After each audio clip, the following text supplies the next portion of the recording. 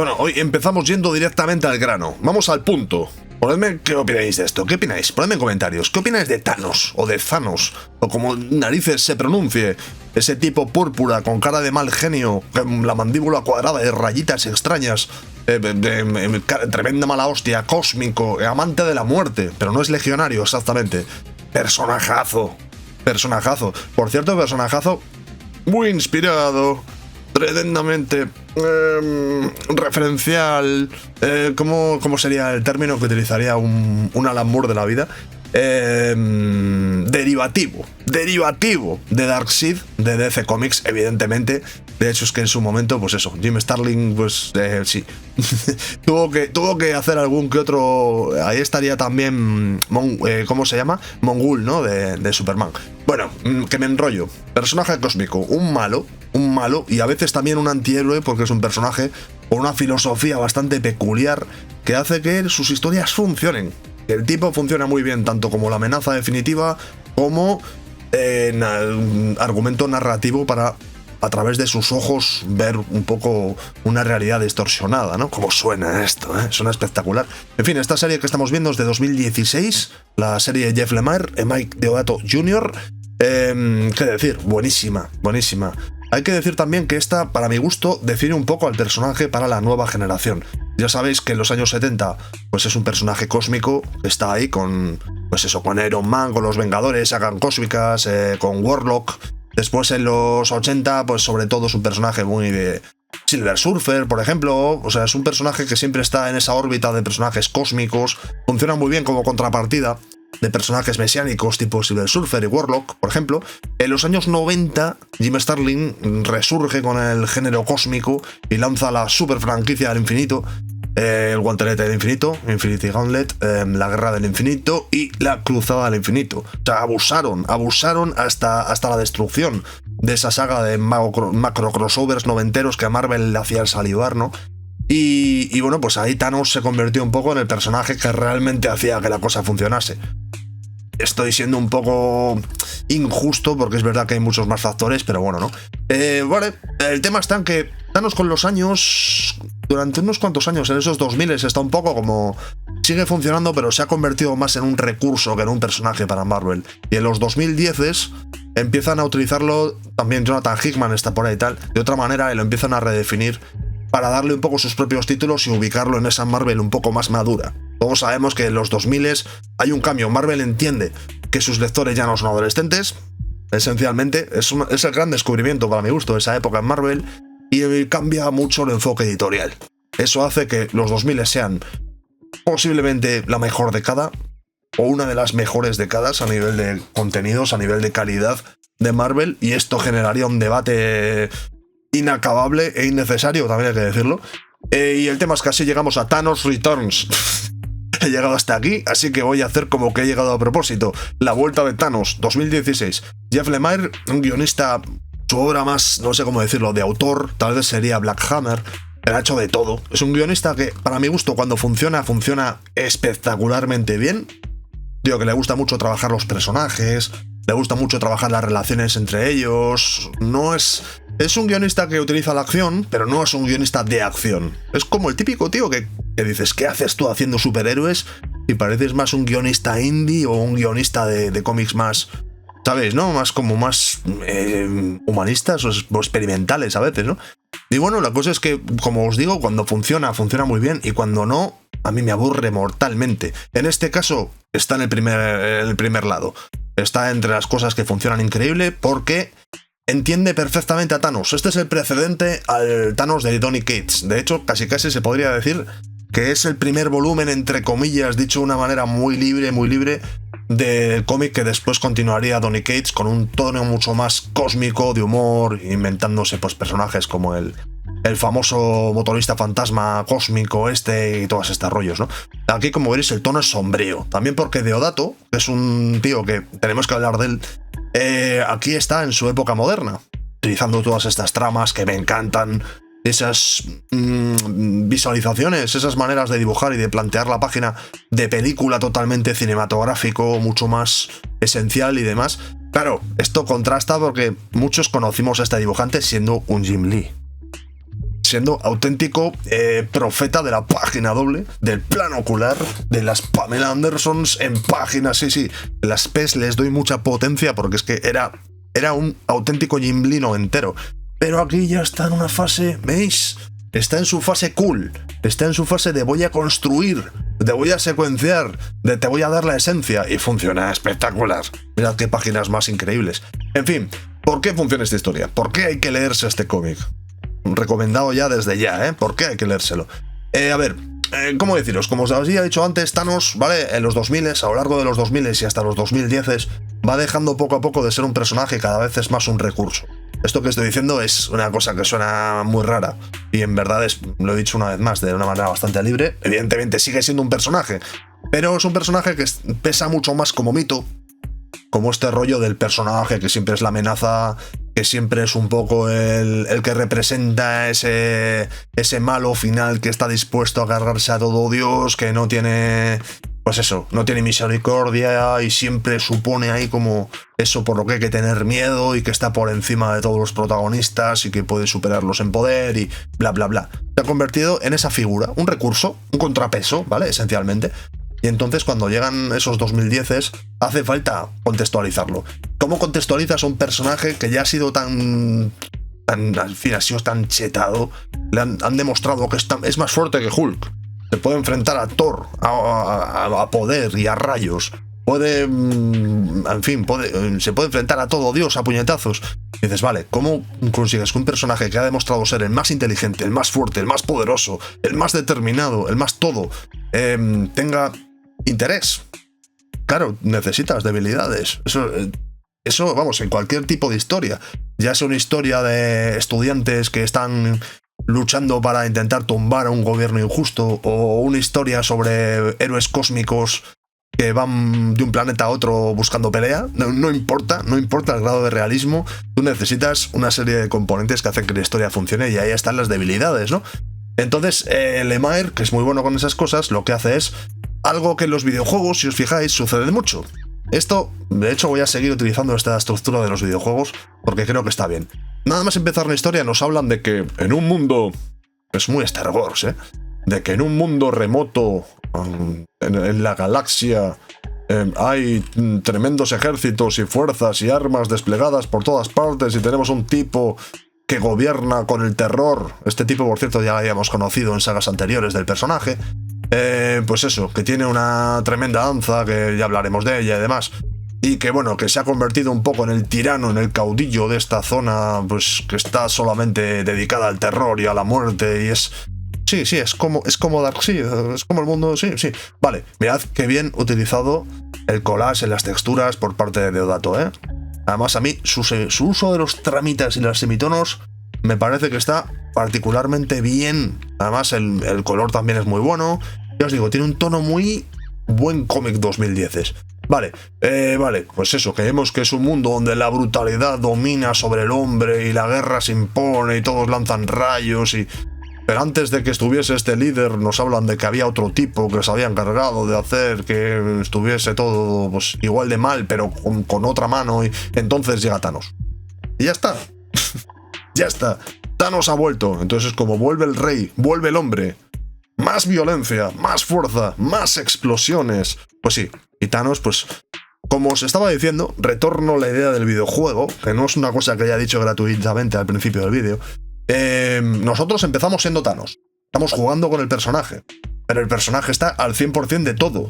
Entonces Thanos llega y empieza a reventar cabezas a puñetazos, todo explota, le disparan, nadie le hace daño, todos con armaduras súper cancheras, le disparan... Rayos, miradlo, el dibujo una vez más, es que merece la pena ojear estas páginas porque está súper guapo. Claro, aquí está, una vez más, está muy bien trabajado porque tiene que ser satisfactorio y tiene que ser intimidante, tiene que ser, pues eso, Thanos tiene que ser tan poderoso y tan efectivo como se supone que es, ¿no? Pero precisamente lo que hace que el personaje tal vez haya perdido a día de hoy esa profundidad narrativa tiene que ser la que en el inicio de la historia pues le dé esta sensación de...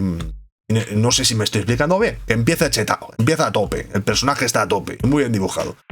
Nada puede detener sus puños. Él llega al centro de la ciudadela mientras los rayos le atacan y las armas, pero nadie puede porque en el fondo no es más que una especie de dios de la destrucción. Y cuando llega y se enfrenta al que había sido anteriormente su mano derecha, que ahora mismo se ha convertido en el califa en el lugar del califa, pues evidentemente ellos dos van a luchar. Aquí nos presentan un personaje secundario que se suponía que iba a ser un alivio cósmico. Sí, alivio cósmico. Pero no, un alivio cómico. Este se llama, no me acuerdo cómo se llama, tenía un nombre súper raro. No me acuerdo, y se suponía que es un personaje muy en plan cómico. Muy cómico, que se supone que es el tipo más duro de la galaxia y tal. Un alivio cómico que después será bastante más explotado. Este que veis aquí es a Eros, por cierto, hablando de todo un poco.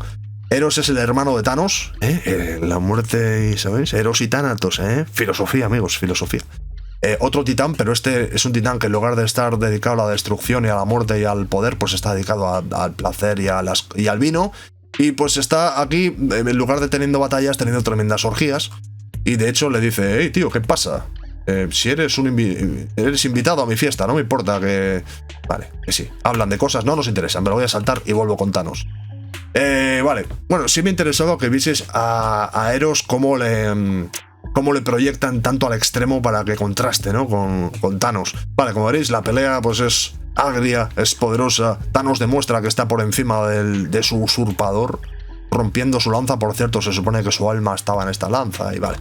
Bueno, la cosa es que le derrota y en un acto muy Thanos le dice, mira tío, he destruido tu lanza, no vales para nada, morirás pronto, así que podemos hacer dos cosas. O te quitas tú de en medio voluntariamente, o te haces un Kurt Cobain aquí delante mío, Smells Like Teen Spirit, o te mato yo. Puedes hacer lo que quieras. Soy Thanos, mira qué rayitas más divertidas para dibujarme. Y al final, pues, vemos un Harakiri. Esto es para que veamos el grado de miedo, de terror y de no sé cómo decir, de intimidación, ¿no? que proyecta el personaje. Es decir, seguimos reforzando los puntos fuertes de Thanos. Thanos es absoluto. Thanos es omnipresente. Thanos es, pues eso, se sienta en su trono y decimos, joder, vaya demostración de poder. Vulgar display of power. Vale, en segundo plano, veréis, es todo como muy Star Wars, ¿verdad? Ahí. En segundo plano vemos como que los personajes secundarios están como hablando de que pasan cosas, porque están pasando, pero no os voy a distraer con ellas. Tremendo quilombo, os digo. Y además va a llegar un momento en que el grupo secundario, otra cosa que hace muy bien Jeff Lemire, es no darle todo el peso de la historia solamente a Thanos, sino que crea un grupo disfuncional de personajes secundarios que cuando es necesario llevan el protagonismo. Eso está muy bien. Vale, pero en este momento no es lo importante. Lo importante es que descubrimos que su hijo... Sí, Thanos en estos años había tenido un hijo. ¿Os acordáis que os dije que Thanos con los años se había ido convirtiendo más en un recurso y menos en un personaje? Pues sospecho que en una de esas maniobras a veces predecibles de los guionistas se habían creado a un hijo de Thanos. Supongo que para poder hacer el tipo de cosas que Thanos ya no permitía al haberse convertido en un personaje tan ominoso. Un Thanos en lugar de Thanos, o un Thanos 2.0, o un... Bueno, esta que estáis viendo aquí, esta tía buena, delgadita y perfectamente depilada es la muerte. Ya sabéis, por algún extraño motivo, en los cómics de superhéroes, cada vez que hay una chica tiene poca ropa y está perfectamente depilada. No le demos muchas vueltas. El tema está en que vemos que la muerte está con se llama Zane, el hijo de Thanos. Sí, es como prefiere a su hijo que a él porque es más puro y representa más la esencia y... Vale, la cosa es que están hablando, ¿vale? El hijo en un momento dado pues intentó encabezar una especie de revolución contra su padre, fracasó. Es un personaje que inicialmente era interesante, ¿eh? Y bueno, pues directamente la muerte dice, bueno, no te preocupes, que yo me encargaré de que todo vaya bien. Parece que Thanos ha vuelto a su planeta original y que todo vuelve a estar normal. ¿Cómo voy a poder enfrentarme a él? La muerte. La muerte le dice, bueno, tú no te preocupes, tú eres el futuro y te encargarás de tu padre y le sustituirás y bla, bla, bla. Es prácticamente un dios, ¿cómo voy a enfrentarme a él? Y la muerte le dice, mira que estoy buena, ¿eh? Bueno, aparte le dice, ¿te preocupas demasiado, Tain? Te voy a contar un secreto. Thanos puede que sea omnipresente y que se haya sentado en su trono, pero hay una cosa que le está pasando, que es que la está palmando. Es decir, ¿recordáis lo que os decía antes? De empezar el videojuego con el personaje a tope de sus poderes y de su energía, y bueno, inventarse una serie de eventos que van restando la energía al personaje y obligan a este a encontrar su verdadera esencia. Nos lo hemos encontrado en God of War, nos lo hemos encontrado en infinidad de juegos de rol, infinidad, o sea, es una estructura que es clásica. Empezar con el personaje, pues eso, mostrándonos lo que puede hacer y despojarle de ese poder, evidentemente, y poco a poco hacer que vaya recuperando su esencia, ¿no? Y así, pues, le redescubrimos. Mirad qué pedazo de portada. Mirad qué pedazo de portada. Si a mí me hubiesen dicho, cuando estaba haciendo los dibujos de Glory, en plan Jim Lee, con las piernas larguísimas, planos oculares y tal, que Deodato iba a acabar haciendo estas cosas, con esta profundidad y con esta composición y con este todo, hubiese tenido mis dudas. Y eso nos lleva una vez más a, no sé, a gente tipo Dan Panosian y gente así, o ¿cómo se llamaba el de Prophet? Joder, es imperdonable que ahora mismo no esté. Stephen Platt, imperdonable. Se nota que la gripe ahí me ha dejado ahí un poco tocado la memoria, ¿eh? Stephen Platt, joder. Si me hubiesen dicho que esos a día de hoy iban a acabar siendo dibujantes súper correctos y buenos y tal, me hubiese quedado un poco loco. Pero sí, así fue, efectivamente. Tremenda portada la que tiene el número 2. Bueno, y en el número 2 se nos insiste. Esto os lo voy a enseñar un poco más de carrerilla porque creo que ya la parte interesante del vídeo ha pasado, ¿no? Bueno, aquí nos van contando, mirad que bueno, una vez más, los colores y las tramas. Fijaos, qué importantes son. A veces no es tan importante dibujar mucho. De hecho, aquí hay mucha textura, hay mucha cosa fotográfica y tal. Pero no es tan importante dibujar mucho a veces como la ambientación que generas. A veces con utilizar unas tramas para generar la sensación de bruma o de distancia, utilizando los colores para que den esta sensación ahí como de, pues eso. En este caso no voy a decir amanecer porque hablamos de un planeta remoto, ¿no? Pero la ambientación, por ejemplo, está súper conseguida. Bueno, sí, masacres, gente que muere. Es un cómic de Thanos, ¿qué quieres, amigo? ¿Qué quieres? Bueno, a ver, habíamos dicho antes que Thanos había descubierto que está enfermo, ¿no? Evidentemente está cabreado. ¿Por qué? Porque Thanos en el fondo es el tipo de personaje que está constantemente buscando, ¿cómo decirlo? Está buscando una atadura con algo, ¿no? O sea, al principio, de hecho, se acaba enamorando de la muerte porque le da una justificación a las cosas. Eso es algo que sobre todo Jim Starlin lo trabaja muy bien, el darle un fondo filosófico a Thanos. Thanos no es un personaje gratuito, es parte de lo que hace que como protagonista funcione también. Y en este caso, el tipo pues se lanza a una carrera para que le curen, para intentar encontrar una cura a lo que le sucede, ¿no? Mientras tanto, veréis en segundo plano, una vez más, Lemire está construyendo muy bien al personaje, al grupo secundario. Vale, Thanos tiene que recorrer un camino intentando encontrar una explicación a la enfermedad que tiene, lo cual le lleva a enfrentarse a su padre. Claro, esto nos hará recordar, una vez más muy inteligente, nos hará recordar por qué su padre le desprecia, y nos tendrán que contar que es que Thanos, pues que se cargó a todo Dios en su planeta original, porque en el fondo él estaba como, pues eso, se convirtió un poco en el elemento discordante de una sociedad prácticamente perfecta. Su padre le odia porque él fue responsable de la muerte de su madre, esencialmente. Así que, como veréis aquí, es como que nos están dando ahí un buen mundo. Es como el karma, ¿sabéis? Nos están reconstruyendo el karma que tiene alrededor Thanos, que da la sensación de que es lo que está sucediendo, ¿no? Bueno, venga, avanzo un poco la historia que quiero llegar voy a ver si consigo llegar al punto. Como veréis, una vez más, el dibujo es muy bueno, ¿eh? El dibujo sigue siendo muy bueno y muy esencial, además. Vale, que sí. Están investigando a Thanos, el padre le dice, bueno, lo siento, no soy capaz de encontrar qué te sucede, parece que tienes una especie de cáncer cósmico extraño y no soy capaz de encontrar una cura, yo no puedo curarte, así que mira, como veréis, hay un poquito de gore. Hay un poquito de gore por el camino, pues porque Thanos es un tipo que no acepta un no por respuesta. Así es que bueno, luego descubriremos que hay otras cosas, pero bueno. Se enfrenta a todo Dios, vale.